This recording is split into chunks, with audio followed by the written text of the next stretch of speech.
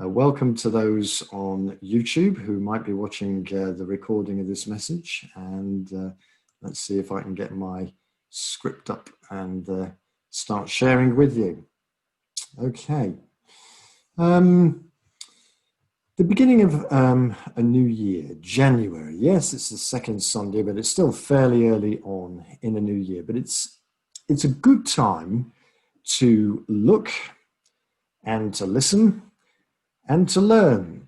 And I got that little phrase from a guy called James Lawrence from CPAS, Christian organization out there that helps resource church leaders. Look, listen, and learn. Look back. What has God been doing? Look forward. What does he want to do in the future? Look up. What is the grace that we need from him? Look and listen. Be still. Listen for the promptings of his Holy Spirit. Listen for the people he wants you and me to bless. For the projects he wants us to focus on.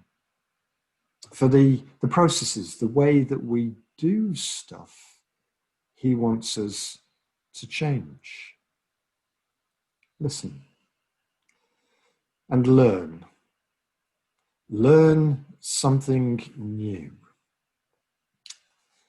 We're never too old to learn something new in leadership, something new in following, something new in life, something new in love. Learn.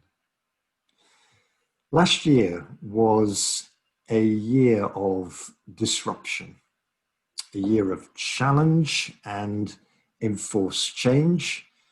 We all had to find new ways of doing life and work and school and college and university. But let me remind you that we began 2020 with a Bible verse for the year, which was from Micah chapter 6, and I think it was verse 8. And let's see if we can find it. There it was. Micah chapter 6, verse 8. He has shown you, O mortal, what is good. And what does the Lord require of you? To act justly, to love mercy, and to walk humbly with your God. And weren't we humbled in 2020? There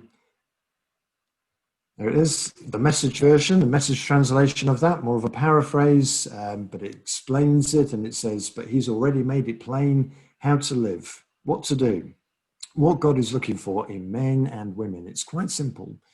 Do what is fair and just to your neighbor. Be compassionate and loyal in your love. And don't take yourself too seriously. Take God seriously. And I like that particular line. Take God seriously.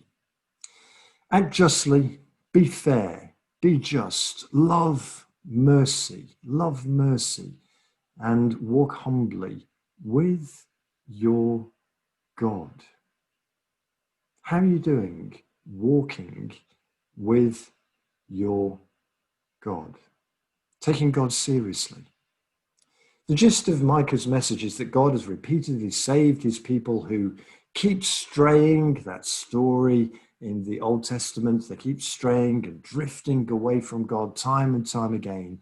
And it's a trait that we see still in the world today. And we must be careful it doesn't leak into our lives, into church life. And Micah asks, what can be brought as a sacrifice that will meet God's approval? Is it armloads of offerings? Is it thousands of rams? Is it buckets and barrels of olive oil? None of the above.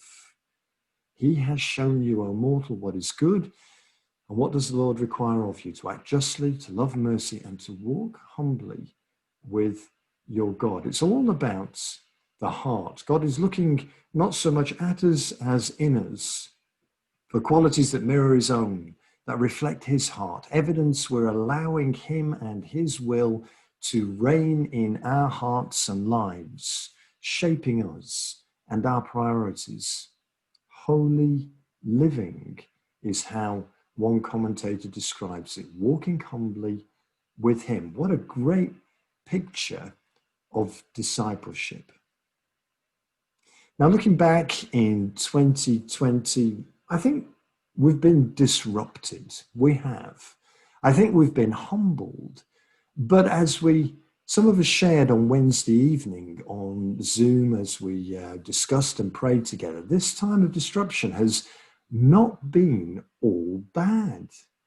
It's challenged us to learn new ways of being church and force us to make some choices. We've discovered new ways of one anothering, of looking out for and encouraging each other. It's not all been the minister's job. We've all been doing some of that and taking responsibility for caring for one another. We've learned to use technology to come to church in a different way. And because we're doing church in a different way, people have been able to join us that perhaps weren't able to before, and that's great. Our church prayer life, these times together on Zoom on Mondays and Wednesdays and Friday, our church prayer life has improved. We're wrestling with stuff in prayer together. And this mixing on Zoom in breakout groups, I think some of us have developed relationships and friendships with people that perhaps we didn't have before. The sense of community has changed. More people have used their gifts and contributed through the letterbox.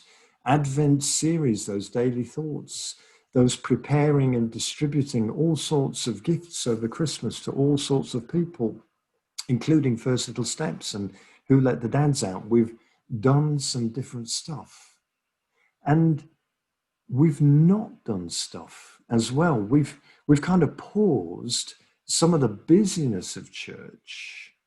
So there's less burnout, less buildings related stuff that's made space for discipleship. We've had time for spirituality. We've made more room for Jesus, or at least I hope we have.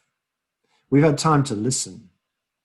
And the deacons and I, we've been listening and discussing some stuff and praying about it. And this word that we've begun hearing since about halfway through 2020, so it's over 6 months now that we've been processing this word that we've been hearing, this theme, this emphasis that's been coming to us time and again, is this: discipleship. Discipleship. We believe 2021 is a year for us, for Chesterfield Baptist Church, to take seriously the matter of discipleship, of walking with God, of considering this whole of life with God, not just a bit on a Sunday morning or a quick look at the Bible once a day, tick that box, it's done. Discipleship is about whole life walking with God. And in fact, it's not just us. A number of you have also started sharing things with me on this theme, which makes me think that God is in this, that God is saying something to us, that there's a message that's being reinforced to us, a call, if you like. And I'm going to invite Lynn Braithwaite to share with us, because she's felt this as well. And I'm going to ask her to share her little story with us. It's a bit of testimony, I guess, as to how she's felt God talking to her just recently. So we're going to switch the spotlight on to Lynn. And when you're ready, Lynn, if you unmute yourself and you tell us your story. So many of you will remember the service that Alan led on the 6th of December. It was Advent, and some of us were in the church building that week.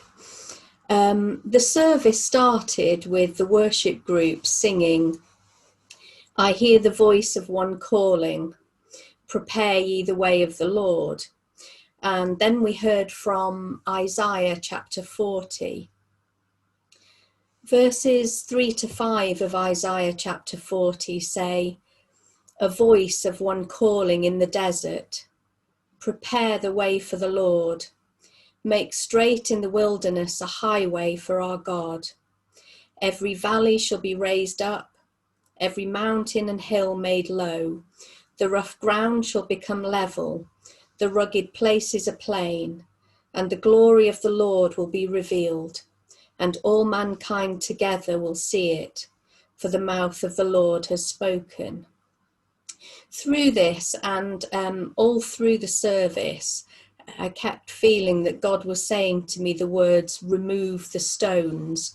And those words, "remove the stones," just wouldn't go away. Then the following Wednesday evening, during listening to God, those words were there again. And I shared that with Steve in the breakout room part of the meeting. And Steve encouraged me to pray more about these words. So I did. I went to the prayer room at church for a chance to pray without distractions. And then this was what I felt that God was saying to me. Remove the stones from the pathway. Make the path easier to walk on. Less things to trip over. I felt led to Hebrews chapter 12. Let us throw off everything that hinders and the sin that so easily entangles, and let us run with perseverance the race marked out for us. Let us fix our eyes on Jesus. Those words again: prepare the way, remove the stones, get ready. He has work, there is much to do. Make the path straight for him to come and move here. Remove the obstacles. It's so much harder to run on rocky, uneven terrain. Trim the lamps, renew your strength. For me, there was a real sense of urgency that came with these words, and the word exhortation comes to mind, which the dictionary says means a communication emphatically urging someone to do something. And that's what these words feel like to me, an urgent call to remove the stones out of the way. I've been asking God what the stones that need to be removed from my life are called. And I believe he started to show me what my stones are called, what word is on them, what I need to deal with. I have to remove those stones. No one else can do that for me. These words want to stir me, stir us to action, to stir me to throw off everything that hinders and the sin that so easily entangles, and to stir me to fix my eyes on Jesus and run with perseverance the race marked out for me.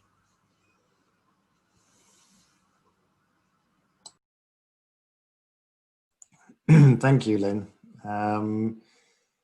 Really appreciate that, and it's great that that God is connecting and stirring a number of us, I think, on this theme, and I particularly wanted Lynn to share what she was feeling about this whole imagery of stones, because I think if we're honest, all of us have got things that get in the way of our walk with Jesus, that cause us to slow down, that trip us up, that force us to make detours. These stones, small and large, that are just obstructing the path. And it's a great image of things that get in the way of us walking with Jesus, traveling towards God, moving